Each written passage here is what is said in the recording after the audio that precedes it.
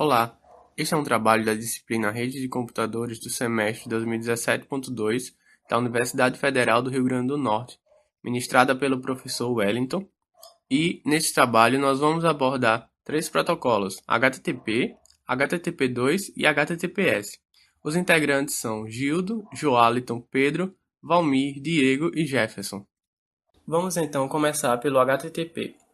Quando a internet surgiu, um terço das transferências de dados eram feitas por FTP.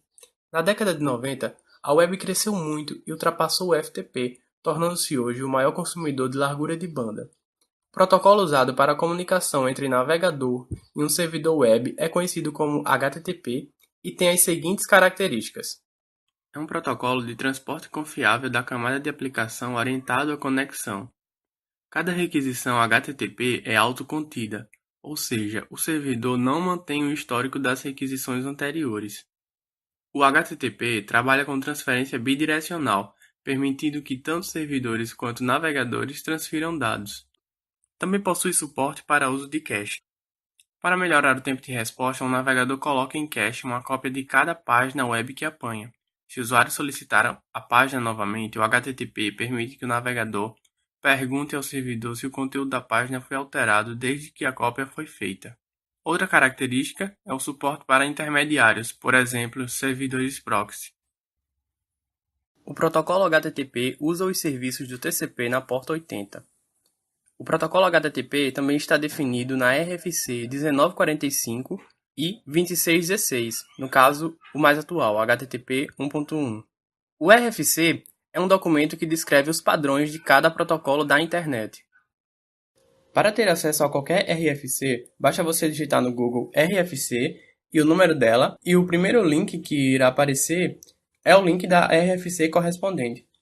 Então, por exemplo, aqui a do HTTP, como vocês podem ver, e aqui tem todas as informações regulamentadoras do HTTP, no caso que regem o HTTP, e aqui você pode consultar todos os detalhes, como por exemplo, em relação aos métodos, em relação aos códigos que podem ser gerados no HTTP e de repente você não tem conhecimento, então você vem aqui e checa o que você está querendo. Para facilitar o acesso aos documentos distribuídos ao redor do mundo, o protocolo HTTP usa o conceito de localizadores, por padrão, a URL. A URL é composta por 4 partes: protocolo, host, porta, caminho. O protocolo é o programa cliente-servidor que vai acessar o arquivo, no nosso caso o HTTP, que é o mais comum. O host é o computador onde as informações estão hospedadas. A porta é a porta do servidor, que pode ser incluída ou não na URL. O caminho informa a localização do arquivo. A URL está especificada na RFC 1630 e 1738. O HTTP anterior à versão 1.1 permitia apenas o método de conexão não persistente. A partir da versão 1.1, o método padrão é o de conexão persistente. Na conexão não persistente, uma conexão TCP é estabelecida para cada solicitação-resposta através dos seguintes passos. O cliente abre uma solicitação TCP e envia uma solicitação. O servidor responde e encerra a conexão. Essa estratégia causava uma sobrecarga elevada no servidor, pois precisaria criar N buffers diferentes para enviar N arquivos distintos. Conexão persistente já veio como padrão na versão 1.1 do HTTP. Agora, depois de enviar uma resposta, o servidor deixa uma conexão aberta para tratar solicitações futuras. O servidor pode encerrar a conexão se solicitado pelo cliente ou se atingir o timeout da conexão. Um servidor proxy é um computador que mantém uma cópia das respostas e solicitações recém-transmitidas. O objetivo desse servidor é diminuir a carga do servidor web original da seguinte forma. O cliente HTTP envia uma solicitação para um servidor proxy. O proxy vai verificar seu cache para saber se a resposta já está armazenada. Caso contrário, envia para um servidor web correspondente. As respostas que chegam desses servidores são armazenadas no proxy. A mensagem enviada pelo HTTP é basicamente dividida em 4 partes: linha de requisição ou linha de resposta, linha de cabeçalho, uma linha em branco e o corpo. Na mensagem de requisição, a linha de requisição possui os seguintes campos: método, URL e versão. As linhas de cabeçalho permitem a troca de informações adicionais. Por exemplo, o cliente pode solicitar que um determinado arquivo seja enviado em um formato especial. Na mensagem do tipo solicitação, podem haver cabeçalhos gerais, de solicitação e de entidade. Na mensagem resposta, o que vai mudar é que nas linhas de cabeçalho poderão haver cabeçalhos do tipo geral, entidade e resposta. E na linha de requisição, primeiramente vem a versão do HTTP, depois o código de status e a frase de status. Certo. Agora que aprendemos o que é o protocolo HTTP, fica a questão: como ele funciona? Mesmo tendo sido concebido e projetado para a utilização web, o HTTP foi criado da forma mais geral possível, visando futuras aplicações orientadas a objeto. Nesse escopo, então, faz sentido que métodos sejam utilizados para executar as operações. O método GET solicita ao servidor que envie a página. Grande parte das solicitações de servidores web tem a forma de métodos GET. Um exemplo é GET XYZ HTTP/1.1, onde XYZ identifica o arquivo a ser buscado e 1.1 é a versão do protocolo que está sendo usado. Analogamente, existe o método PUT, que ao invés de ler, ele grava a página. O método POST é bem semelhante ao PUT, só que ao invés de substituir, ele anexa os novos dados aos existentes. Outros métodos utilizados pelo HTTP são Head, solicita informações sobre um documento. Trace, ecoa uma solicitação que chega. Connect, que é o método reservado. E Option, que solicita detalhamento sobre opções disponíveis.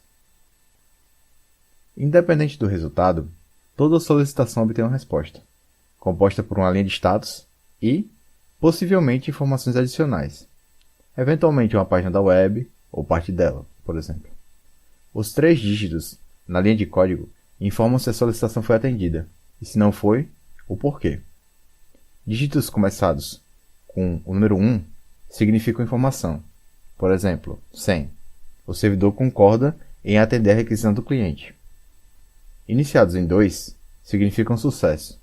Por exemplo, 200, requisição bem sucedida, e 204, sem conteúdo.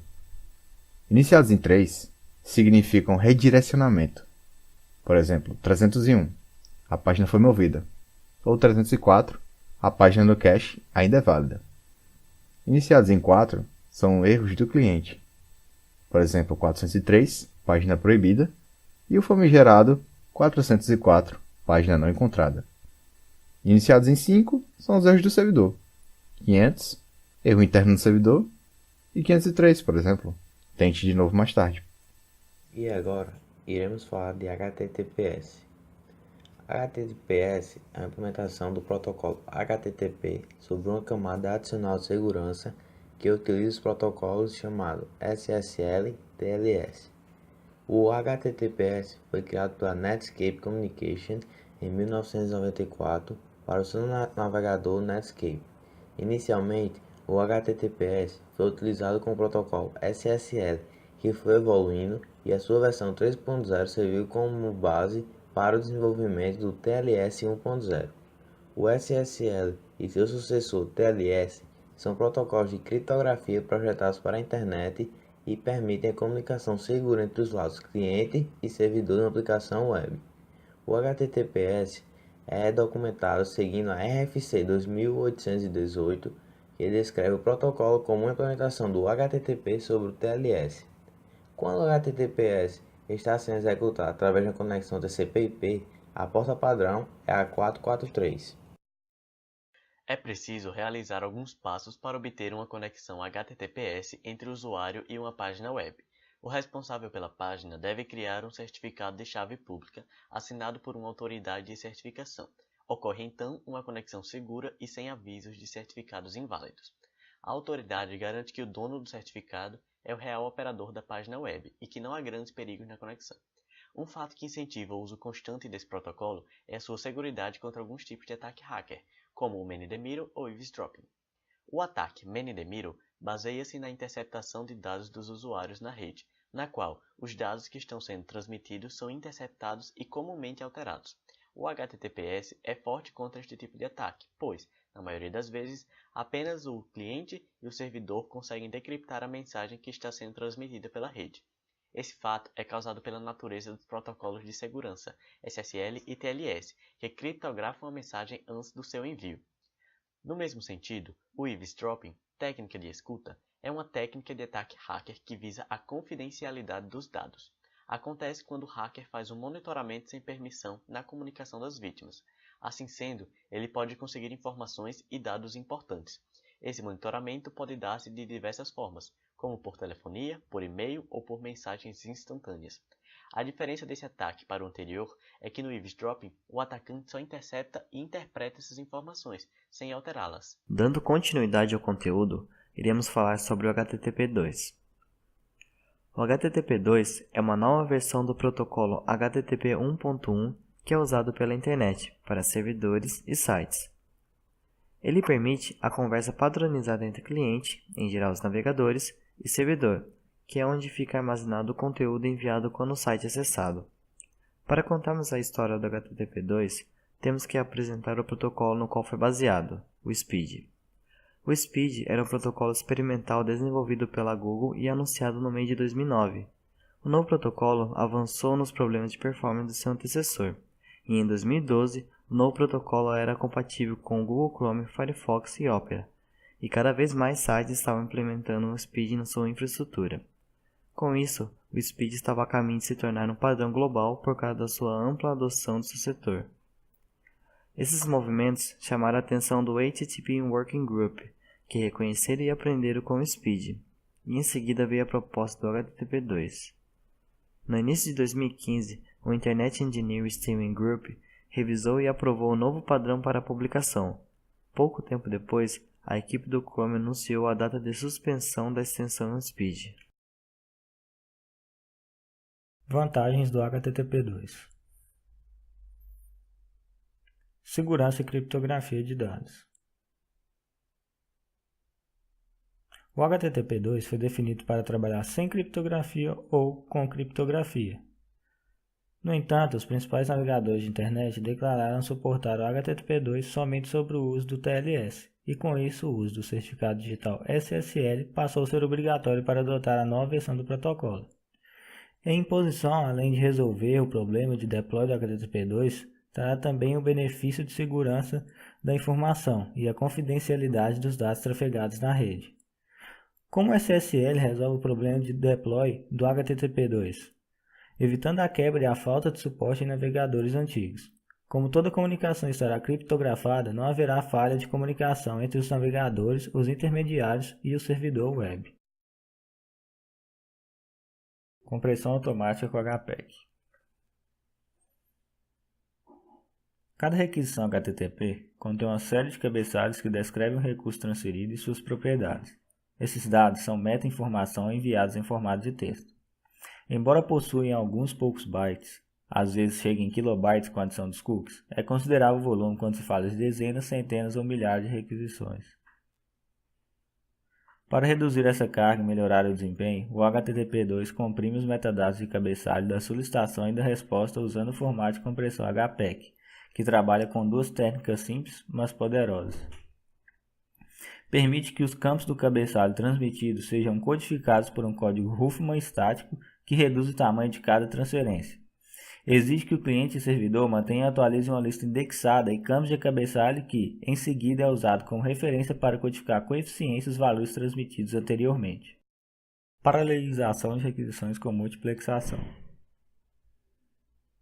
O paralelismo combinado com multiplexação nas requisições HTTP é uma vantagem incrível no HTTP2 e corrige o grande problema do HTTP 1.1 em lidar com o HTTP Pipeline.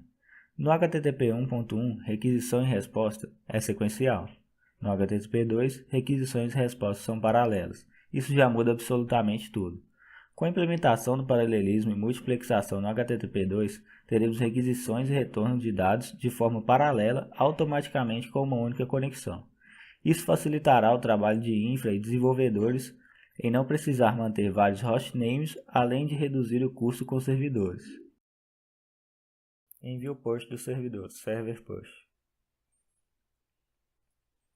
Outro novo recurso muito poderoso do HTTP2 é a capacidade do servidor de enviar diversas respostas a uma única solicitação do cliente. Ou seja, além da resposta à solicitação original, o servidor pode enviar outros recursos ao cliente sem o cliente precisar solicitá-los explícita e individualmente. Por que precisaríamos desse mecanismo em um navegador? Um aplicativo web normal é composto de dezenas de recursos, e todos eles são descobertos pelo cliente, que avalia o documento fornecido pelo servidor. Considerando isso, por que não eliminar a latência adicional e deixar o servidor enviar os recursos associados com antecedência? O servidor já sabe os recursos que o cliente pedirá.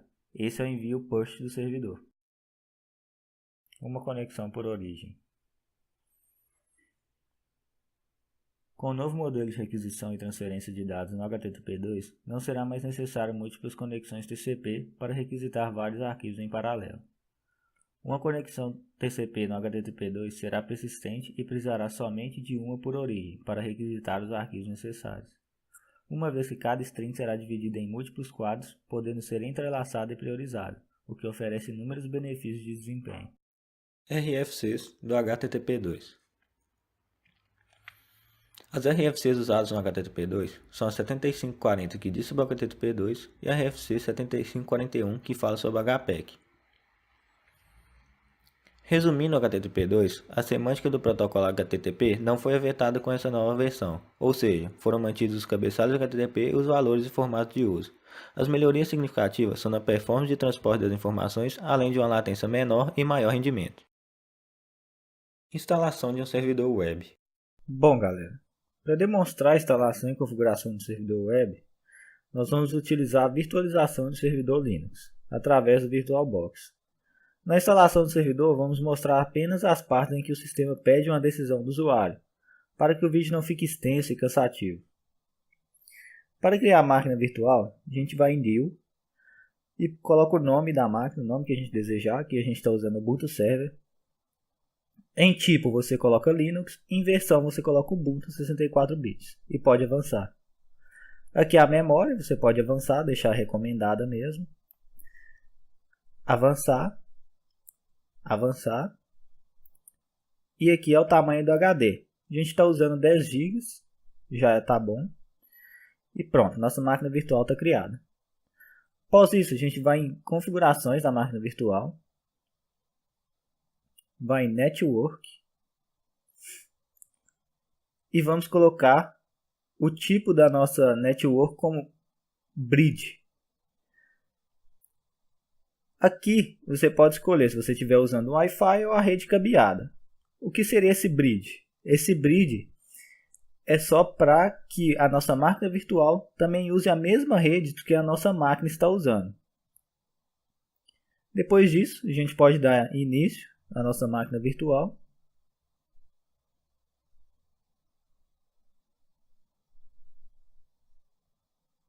Quando ela está sendo inicializada, ela pede onde está o arquivo de instalação. Aqui a gente baixou o ISO do Ubuntu Server.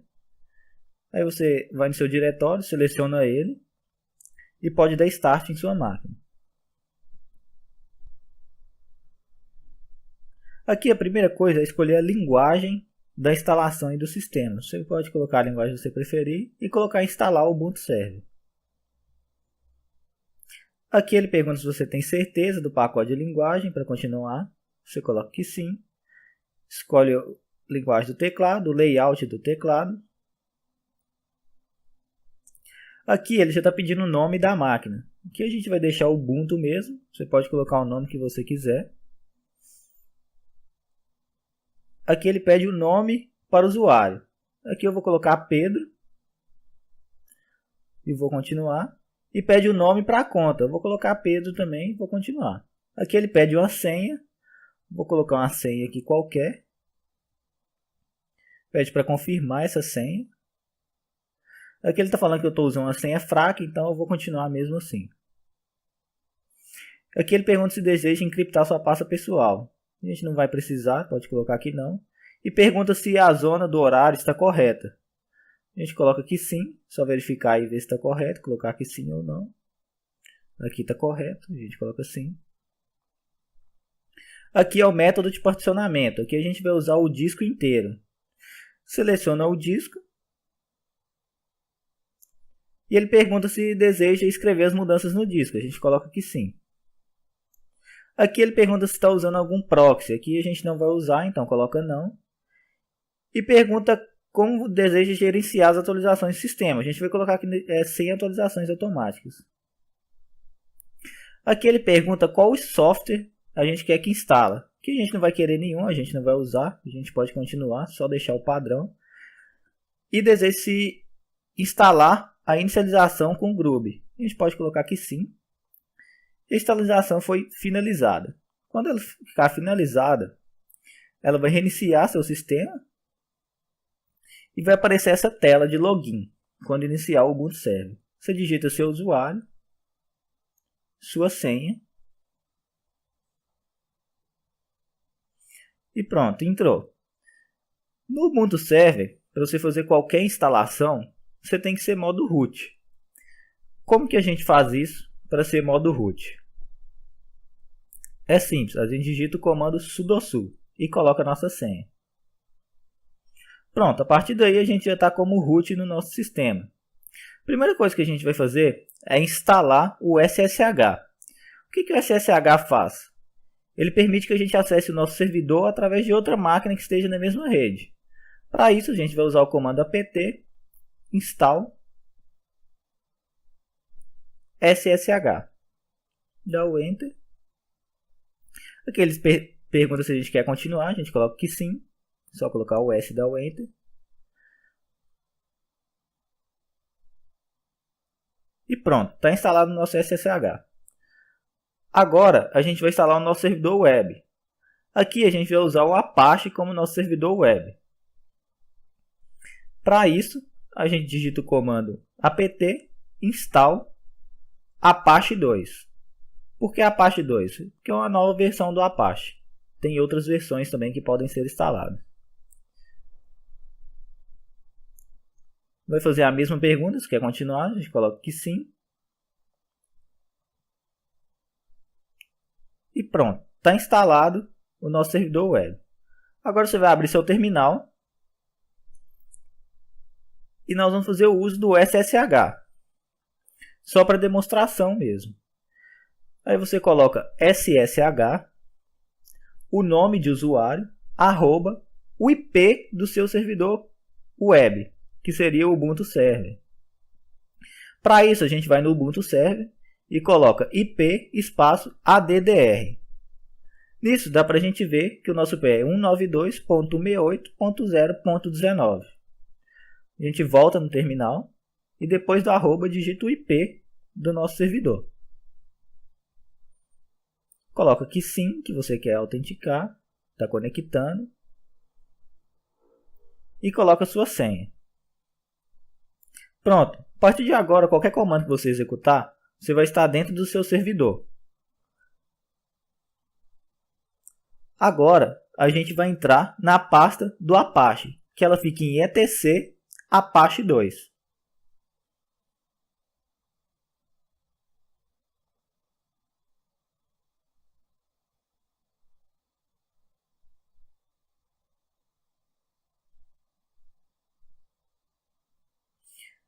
Agora a gente vai dar uma olhada no que tem dentro dessa pasta.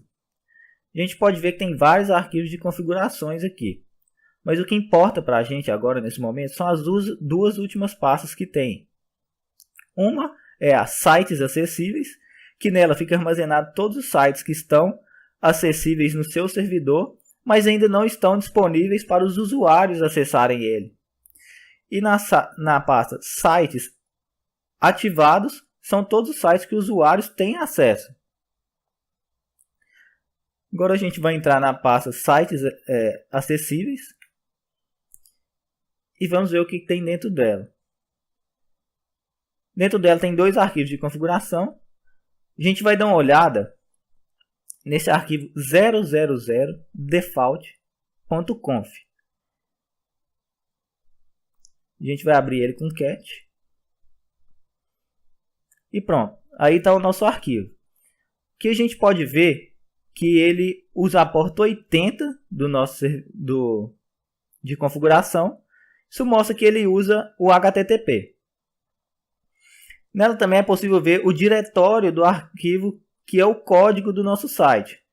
Aqui no caso ele está em var www/html. Vamos acessar essa pasta para ver o que tem dentro dela.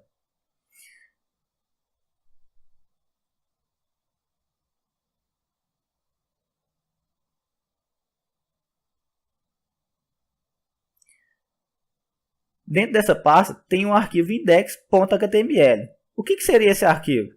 Esse arquivo ele armazena o código do site que tem em nosso servidor. Agora a gente vai voltar lá na pasta do Apache e vai entrar na pasta dos sites acessíveis. Nos sites ativados, perdão. Aqui em sites ativados, a gente tem o mesmo arquivo de configuração que a gente tinha na pasta de sites acessíveis.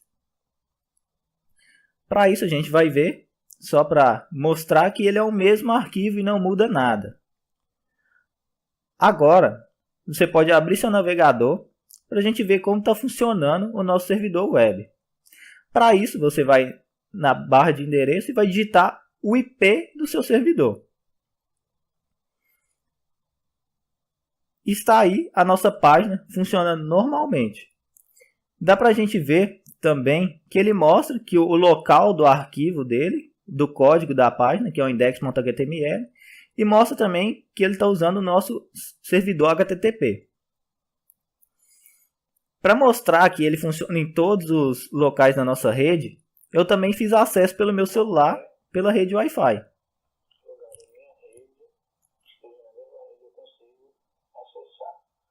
Aí é só a gente verificar que está dentro, acessando o mesmo IP do nosso servidor. E está lá a nossa página normalmente funcionando com o nosso servidor web. Para sair do nosso servidor no nosso terminal, é apenas digitar exit e está aí, você está em sua máquina normal, e é assim que nós fazemos a configuração de um servidor web.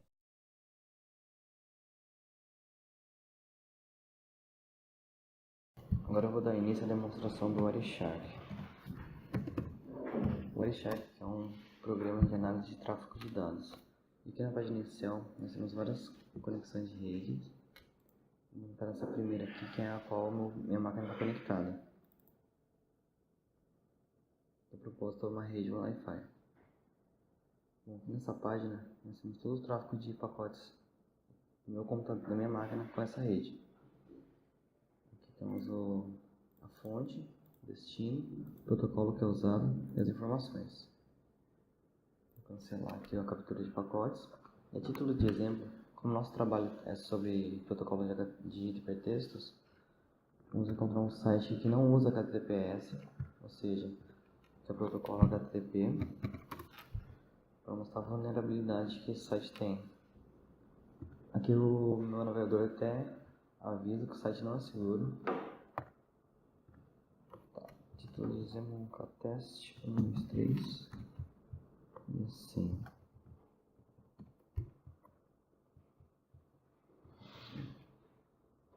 Tá, não importa se vai fazer o login ou não, o que importa é que o navegador mande umas informações e o servidor retorne dando uma resposta.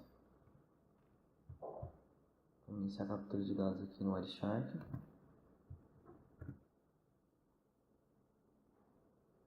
Os pacotes estão fazendo análise dos pacotes. Fazer a solicitação ao servidor, ele retorna uma resposta. Agora eu posso cancelar a captura e pesquisar por protocolo HTTP. Joia. Aqui é o IP da minha máquina. Usando o protocolo HTTP, eu tenho que encontrar o método POST. O método POST é o método que envia os dados para o servidor.